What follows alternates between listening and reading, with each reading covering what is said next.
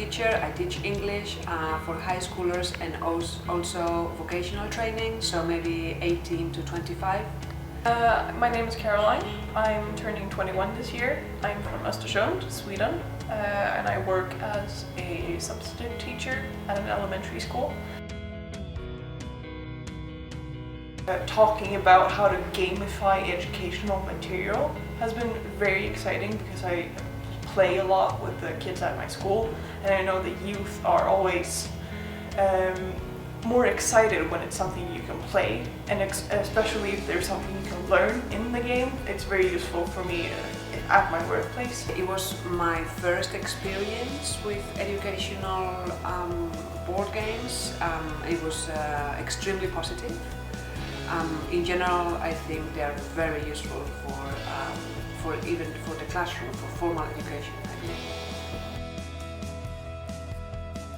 I'll begin with the first one we played, the Estonian game Bottom. It was quite exciting. It reminds me a little bit about Monopoly because it's like different steps, you need to invest, and there's random things that make you like compete with your other players, and there's strategic thinking. You need to like think about how you want to increase your production or your demand, and how to use different strategies to make sure that you're the one with the most money and most victory points at the end of the game.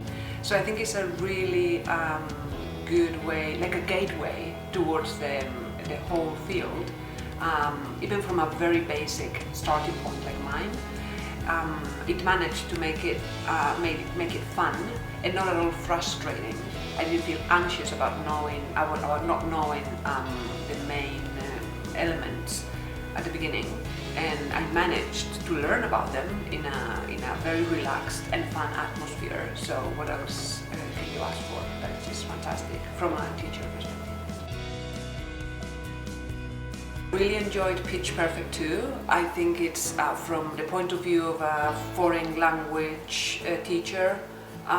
It's very, very useful because the restrictions in time, you only have 2 minutes to present your pitch, are very useful for students not to feel self-conscious about their about the fact that they are being grammatically correct or they're using the right pronunciation. Do I need to find this exact vocabulary word? It allows them to express themselves without feeling anxious about it. It helps them believe in themselves. It also helps them to learn how to take risks without feeling blocked by the fact that they're taking risks. So I really enjoyed that one too. Amusing, very creative. You had each group had cards with a target group and then what they were searching for. So for example, when me and my companion were the investors, we wanted the other groups to be the companies that were going to pitch a product idea or an idea of a service. So we had Dungeons and Dragon gamers looking for a date, and then they needed to think about it for 2 minutes and come up with a company idea, a company name, what product or service it is, and then they had 30 seconds each to pitch it for us.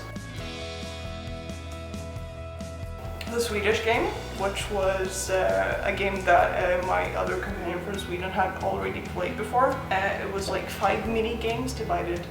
Yeah, it was 5 mini games that you could bring out and play individually if you want to. It's a very good game for like if you don't have much time with youth groups, you can just take this one or that one. We played all of the 5 parts, so I don't remember like every single part of it, but one part was Go Fish with entrepreneurs, and then you got to memorize like what J.K. Rowling or Vera Wang or Steve Jobs were doing and like quotes about them, so you got a lot of knowledge from that. I like the fact that it was in stages, so that it can be used in different moments when you have maybe 15 minutes, 20 minutes just after explaining an element, a theoretical element, and maybe you can put it in practice. I like that fact. You don't need the whole 2 hours to do it, so I really like that fact that it was in stages. And then we had the Spanish game, which was getting to know yourself as a person. It was a situation where you talked about you were a group of friends that were 18, you were going to start a company, like which methods do you use to gain profit?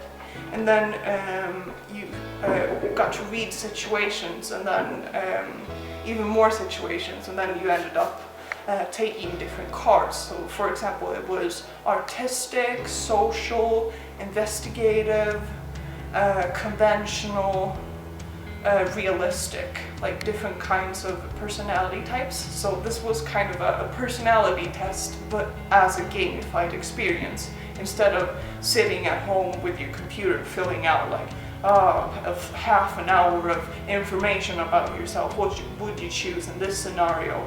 You get to play a game and talk with your peers about what choices you make. The Spanish game was also, in my opinion, perfect for youngsters around 16 years old.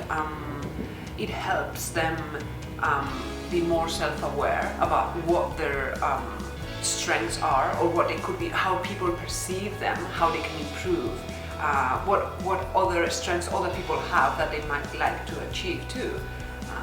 So in that sense, yes, very, very useful too.